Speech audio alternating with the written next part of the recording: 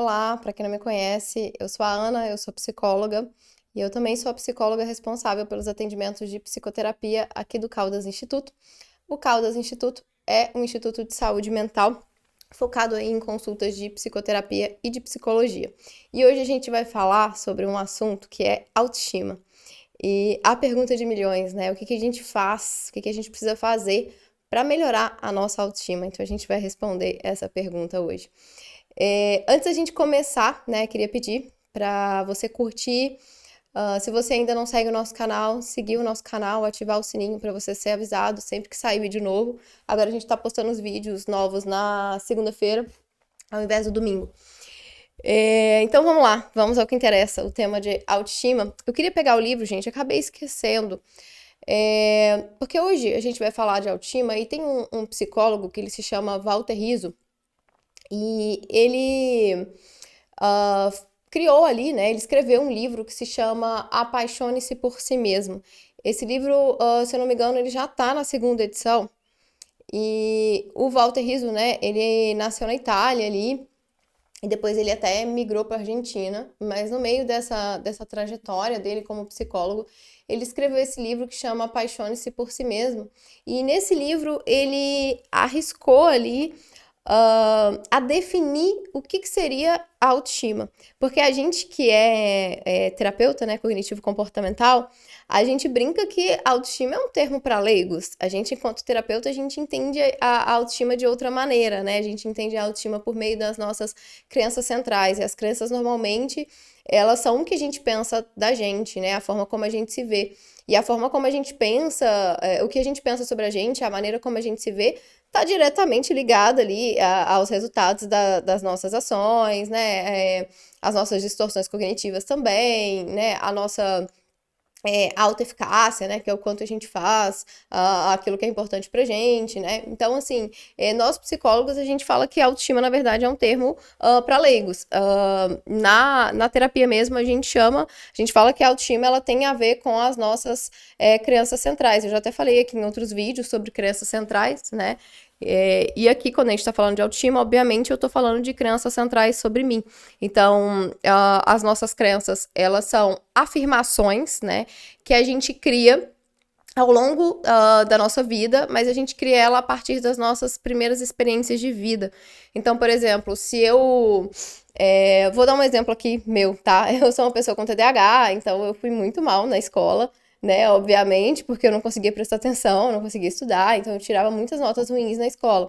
E a partir dessa experiência, eu fui desenvolvendo uma crença sobre mim de que eu era uma pessoa incapaz, incompetente, né? E aí, quando eu chego na vida adulta, essa era a maneira como eu me via. Eu falo era porque eu já passei por todo um processo, né, de psicoterapia aí. Então, essa era a crença central que eu tinha sobre mim, ou seja, era a maneira como eu me via. E óbvio que se eu penso que eu sou incapaz, que eu sou incompetente, isso vai influenciar na minha autoestima. Por isso que a gente, enquanto psicoterapeuta, a gente fala que autoestima é um termo para leigos, né? E a gente entende a autoestima como algo que está ligado ali às nossas crenças centrais. Mas o Walter Rizzo, né, que é um psicólogo, ele arriscou aí tentar definir a autoestima e ele definiu a autoestima em 4 pilares. Se eu não me engano, na primeira edição do livro só tinha 3 pilares, mas agora que já tem uma segunda edição, tem 4 pilares ali para definir a autoestima e a gente vai falar sobre todos eles e no finalzinho também falar o que a gente precisa fazer, né, para melhorar a nossa autoestima, porque isso é importante. Bom, vamos lá. Então, vou falar aqui, vou passar primeiro pelos 4 pilares. Então, a gente vai ter autoconceito, a gente vai ter autoimagem, autoeficácia e autorreforço, tá? Esses são os 4 pilares. Agora vamos entender cada um deles, porque se a gente entender cada um deles, fica fácil da gente identificar o que a gente precisa fazer para melhorar a nossa autoestima, né? Então vamos começar com o autoconceito. O autoconceito é basicamente a crença, tá? O autoconceito é aquilo que eu penso sobre mim. Então, assim, eu posso pensar que eu sou uma pessoa inútil, que eu sou uma pessoa incapaz, né? Que eu sou um fracasso, que eu não sou boa o suficiente, coisas nesse sentido. Então, o autoconceito é o que eu penso sobre mim. E aí, se você é uma pessoa muito autocrítica, provavelmente o seu autoconceito não vai ser legal. né? Então, se você é uma pessoa autocrítica, você tende aí a se puxar, né? A se xingar muito, a se cobrar demais. O seu autoconceito ele vai ser ruim. Porque, por exemplo, você não vai ter muita autocompaixão. Diante de uma situação ali que você comete um erro, uma falha, você já deve se crucificar. E tudo isso vai influenciando no que você pensa sobre você. Vai ter algumas pessoas, né, que elas vão ter autoconceitos mais. Eu não gosto de usar a palavra positivo, mas ok, um autoconceito um pouco mais positivo, outras pessoas com autoconceito mais negativo, e a gente vai ter uma pessoa ali que ela vai ter um autoconceito que a gente chamaria de mais realista, né? Então ela tem afirmações mais realistas sobre ela, mas essas afirmações elas não são depreciativas. E normalmente é isso que a gente quer alcançar. Porque assim, é ruim eu pensar que eu sou totalmente capaz também de qualquer coisa, né? Que eu nunca vou fracassar. Isso não são verdades. Então, o interessante, né, eu falo sempre que é o meio da reguinha. Então, eu não posso ficar nos opostos de sou incapaz ou sou totalmente capaz. Eu tenho que ficar aqui nesse meio, que seria uma ideia de, bom, eu sou capaz de algumas coisas, eu sou extremamente competente em algumas coisas e tem outras coisas que realmente, né, não é minha área, não é o meu interesse e eu realmente não sou muito boa nelas, por exemplo. Mas eu também, se eu quiser, eu posso aprender, eu posso me esforçar e dar conta daquilo, por exemplo. Então, o nosso autoconceito, a ideia é que ele fique ali no meio termo, né? Os opostos, os extremos, eles são sempre ruins. Então, autoconceito é um dos pilares. O autoconceito é o que você pensa sobre você, o que você acredita sobre você. Se você é uma pessoa capaz, se você é incapaz, se você é um fracasso, se você é uma pessoa ruim, né? Às vezes tem pessoas que têm esse autoconceito de ser uma pessoa ruim e ela nem é uma pessoa ruim, né? Ela acredita nisso porque ela pensa que, por exemplo, se ela se colocar em primeiro lugar em algumas situações, ela é uma pessoa ruim, ela é uma pessoa egoísta, por exemplo. Ou se ela nega favores, né? Ela também é uma pessoa ruim, enfim. E isso nem sempre vai te fazer ali uma pessoa ruim. Então, esse também pode ser um autoconceito negativo.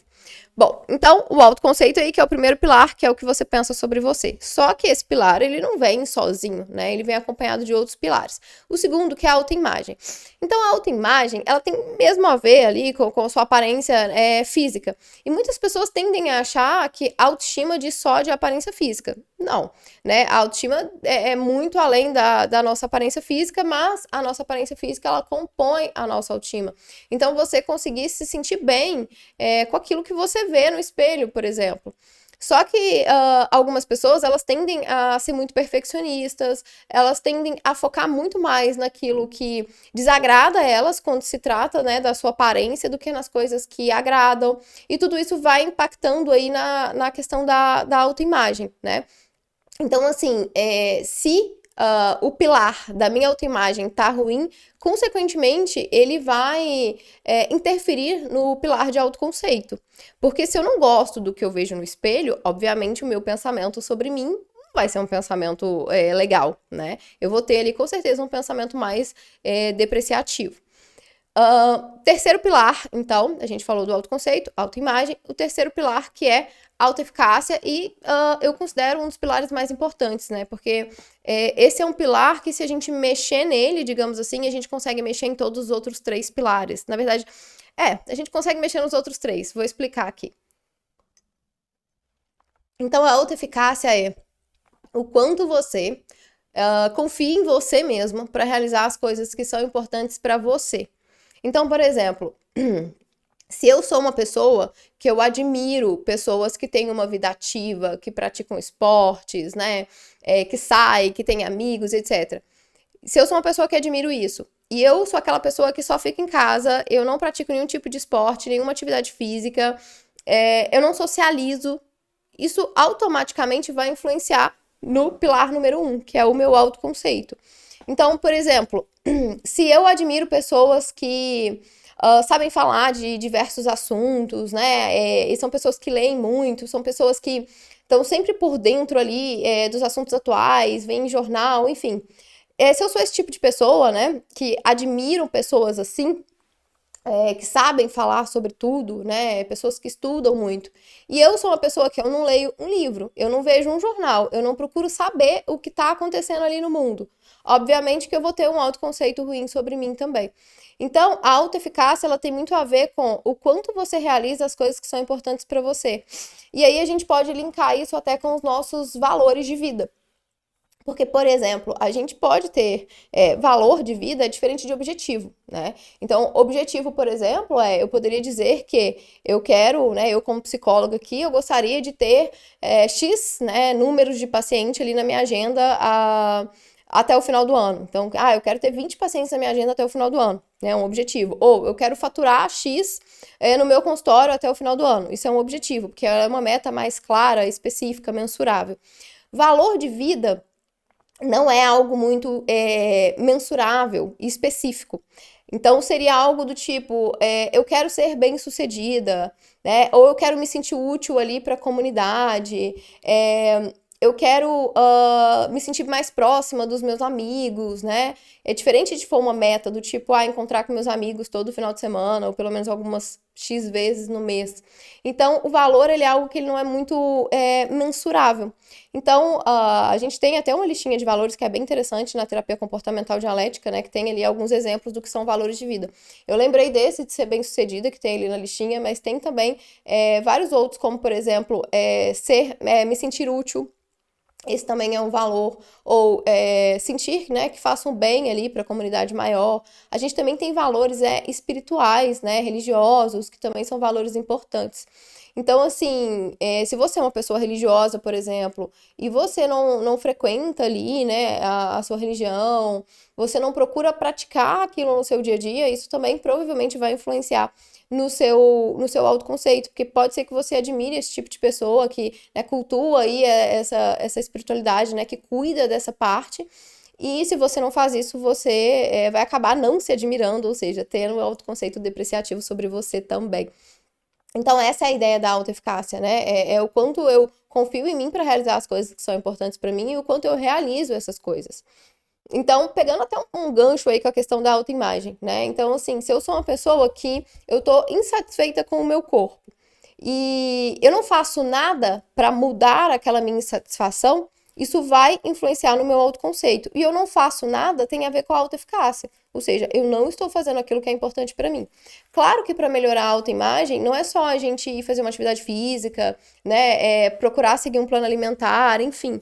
Se você for uma pessoa extremamente perfeccionista com foco no negativo, você pode mudar o seu corpo e você vai continuar tendo um conceito, né, da sua autoimagem ruim, né? Porque você não consegue ali valorizar, reconhecer e etc. E aí entra o quarto pilar, que a gente chama de autorreforço. Então, o autorreforço, ele tem a ver com o reconhecer as coisas que você faz. Então, não adianta só a gente ter autoeficácia, né? Então, como eu dei o exemplo ali, se você está insatisfeito com o seu corpo, a gente deveria procurar uma forma de melhorar isso. Mas se você busca uma forma de melhorar, então você começa a fazer uma atividade física, você começa a se alimentar melhor, mas você continua se cobrando sem o mínimo de autocompaixão, você não está se auto-reforçando. E aí, se você não se auto-reforça, você não vai conseguir se manter eficaz durante um prazo maior. Ou seja, a sua autoeficácia ela não vai se manter. Se a sua autoeficácia não se mantém, a sua autoimagem também, né? Você vai continuar ali insatisfeito com a sua autoimagem, porque você vai parar de fazer atividade física, você vai parar de seguir o plano alimentar, e aí o seu autoconceito vai continuar ali depreciativo. Então percebe como que uma coisa se liga na outra, como que esses quatro pilares estão totalmente interligados? Se a gente compreende isso, a gente consegue pensar, né, o que a gente precisa fazer para melhorar a autoestima. Então, essa pessoa aí que está insatisfeita com o corpo, se ela procurar fazer alguma atividade física e procurar se auto-reforçar, né? O Walter Rizzo, ele usa uma metáfora no livro dele, que ele diz assim, olha, se você quer escalar o Monte Everest, né, a gente precisa começar pensando ali primeiro em subir uma montanha. E aí, quando você sobe uma montanha menor, você já começa a se reforçar por ter conseguido dar aquele pequeno passo, né? Então, assim, se você quer melhorar o seu corpo, e aí você cria uma meta lá de, sei lá, ou emagrecer tantos quilos, ou diminuir o percentual de gordura, ou de ganhar massa, enfim, qualquer que seja o seu objetivo. Se você não começar a se gratificar ali, se gratificar não é se dar um dia, né, como fala, dia livre para comer, enfim. É, tem até aquele termo que eu não gosto muito, né, que é o dia do lixo, que você pode comer tudo que você quiser. Se gratificar não é isso, mas o se gratificar é reconhecer, se elogiar, né, reconhecer cada micro passinho mesmo, comemorar aquilo, você não vai conseguir se manter constante, né? E aí você que quer escalar o Monte Everest, ou seja, você tem uma meta ali que ela é muito grande, se cada vez que você subir uma montanhazinha ali como forma, né, de treinar, de se preparar para escalar o Everest, você vai desistir, né? Então, ou seja, você nunca vai escalar o Everest. E aí, se você tá lá escalando o Everest e você não se auto-reforça, né? Você só fica olhando, você olha para trás e fala, não, subi pouco. Aí você olha para cima e fala, não, tem muito para subir ainda. Você vai desistir, você fala, vou desistir dessa meta, não vou subir o Monte Everest, né? E é isso que vai acontecer aí com relação à sua autoeficácia. Você vai desistir das coisas que são importantes para você se você não se auto-reforçar. Eu vejo que as pessoas, elas têm muita dificuldade de se auto-reforçar, de se elogiar, reconhecer o que elas fazem. É como se elas tivessem ali uma ideia de que se eu me auto-reforçar, eu vou, sei lá, eu vou relaxar, né? Mas é muito o contrário disso, né? Porque pensa assim, se você que está assistindo aí tem um filho, por exemplo, e aí essa criança ela tá com dificuldade em alguma matéria ali da escola e ela tirou notas baixas. Então você começou a estudar com ela, ela fez uma prova, ela tá longe de uma nota ali que é boa ainda, mas ela melhorou aquela nota.